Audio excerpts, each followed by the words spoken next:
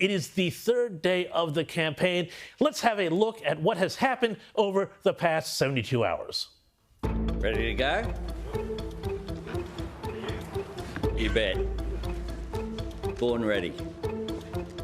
My fellow Australians, this morning I visited the Governor-General and Her Excellency has accepted my advice that an election be held on Saturday, 3rd of May 2025. I ask Australians for your vote for your Liberal and National candidates at the next election so that we can get our country back on track.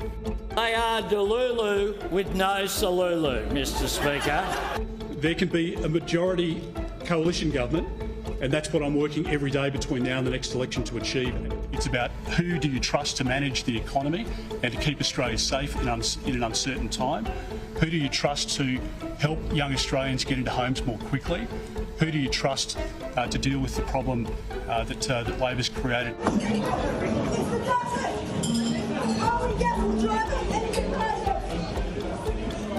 more gas, Mr Dutton, it's live.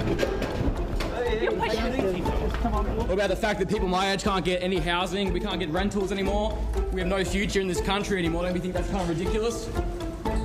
Price gouging is when supermarkets are taking the piss. This bloke, the Health Minister, I can't remember who their health shadow is, Anne Ruston. All right, to break down the week that has been and the week that is coming up ahead, I am joined by two men, neither of whom are Delulu and both of whom have plenty of Salulus. Did I get that right? We've got Darren Barnett from Watson's Consultant and GXO Advisory Solutions, David Gazzard. Gentlemen, thank you for joining me here on the panel. Now, Anthony Albanese called the election on Friday morning. At 7:30 a.m., the Prime Minister went to the Governor-General, completely hijacking any media attention Peter Dutton's budget in reply speech may have received. And then, on the first full day of campaigning, the Prime Minister chose to campaign in Dutton's own electorate. Have a look. I'm out to win new seats. I'm out to win here. I'm out to win Brisbane, Griffith and Ryan. I'm out to win Leichhardt, I'm out to win Bonner. You'll see us out and about during this campaign. I want a majority Labor government. Darren, let's start with you on this here. How much of this is about the psychological head game here? I mean, we've got a contest between two parties, but it's really a contest between two experienced politicians. And was this an attempt, both of these moves, the early start on Friday and campaigning in Peter Dutton's seat, was this an attempt to get inside Peter Dutton's head and maybe rattle him a little bit? Yeah, 100% it was. And they are both highly experienced, but also highly combative and competitive individuals. And they're going to be quite pugilistic from here until election day. So 100% Albo was trying to get inside his head and just say, you had your little moment of time where you were elevated to the same position as Prime Minister in your reply speech, but I'm not going to let you bask in it. I'm going to pinch it from you and take back the ascendancy. And to be honest, if the roles were reversed, Dutton would have done exactly the same thing. David Gazzard, would Peter Dutton have done the same thing, or was it just a little bit unsporting for the Prime Minister not to let the opposition leader get any airtime at all on his budget in reply, especially the fuel tax? I think Darren's right. It's a tactical decision, and he's entitled to do that. It comes, though, with the downside that he immediately gifted Peter Dutton with a plane to crisscross the country to sell in his policies and his budget reply. So, who would know what the outcome of that is going to be? He might live to regret that. I think he'd be Delulu if we can take that theme to think that, Labor is going to win a majority and pick up seats. I don't think any poll says that. But you want to embolden your supporters. You want to put the frighteners into the supporters of your opponents. I remember doing this in the 2007 campaign with Peter Costello, where we campaigned in Lilly, the seat of the Shadow Treasurer, in a bid to sort of say, well, Lilly might be marginal enough that the Liberal Party picks it up. I don't know if anyone believed us, and the voters didn't, because Wayne Swan was returned with a bigger majority, as I recall. Fair enough. Now, hey, you mentioned the polls. We've got this YouGov polling out earlier. Darren, this polling suggested that Labor would come back with, I think, something like 74, 75 seats, only needing one crossbencher to form a government. This seems, and I know that there's been movement in the government's direction on this, this seems incredibly optimistic to me. What do you think? What was your reaction to this? Completely agree that it's highly optimistic.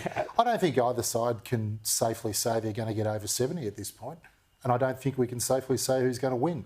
So there's some advantage being underdog, and I think probably at this point Peter Dutton will try to claim that mantle, but the idea that Labor's within a couple of seats of majority at this point in time, I just don't think that's true. No, I think you're absolutely right about that, Darren. But David, you know, we've also got the news poll, which has just come out, and that's come out 51-49 again to Labour. The biggest criticism I'm hearing from people on the Conservative side of politics is, where are the policies? Are you concerned that even though there are supposed to be a lot of things that are coming out to drop, they're running out of space to sell these policies, whatever new stuff that they've got coming up, that they're losing time, that they need to sell these in to the electorate? The first point I'd make about the polls is that Peter Dutton definitely starts as the underdog.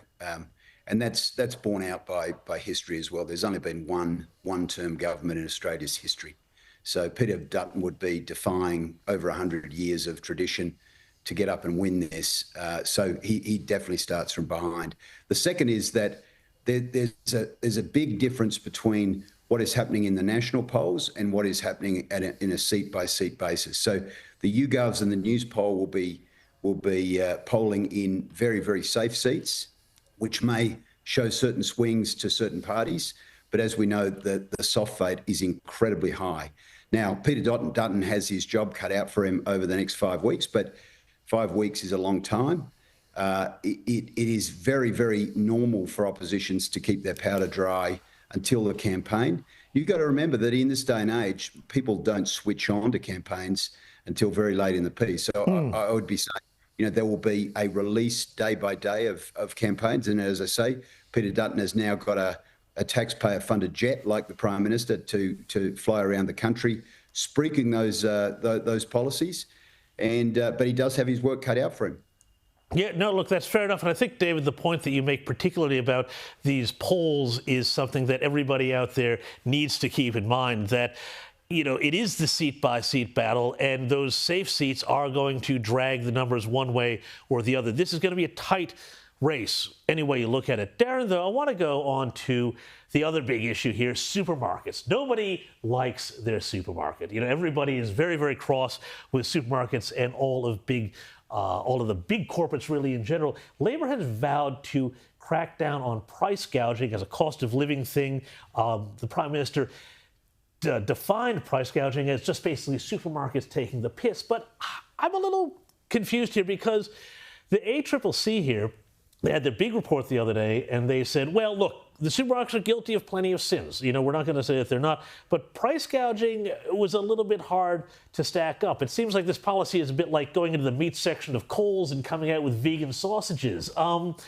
Is this a distraction that the Labor is trying to push out there? I think they were just trying to take the issue off the table, that Peter Dutton had already been out there talking about possibly going as far as divestiture powers, which would be a fairly extraordinary step, I think. And this was a more middle-of-the-road approach. And I think it's just trying to take the issue off the table, to be brutally honest. I don't know. And we're so early in the campaign, no one's going to remember that particular announcement as being overly significant by the time pre-poll opens and by the time we hit election day.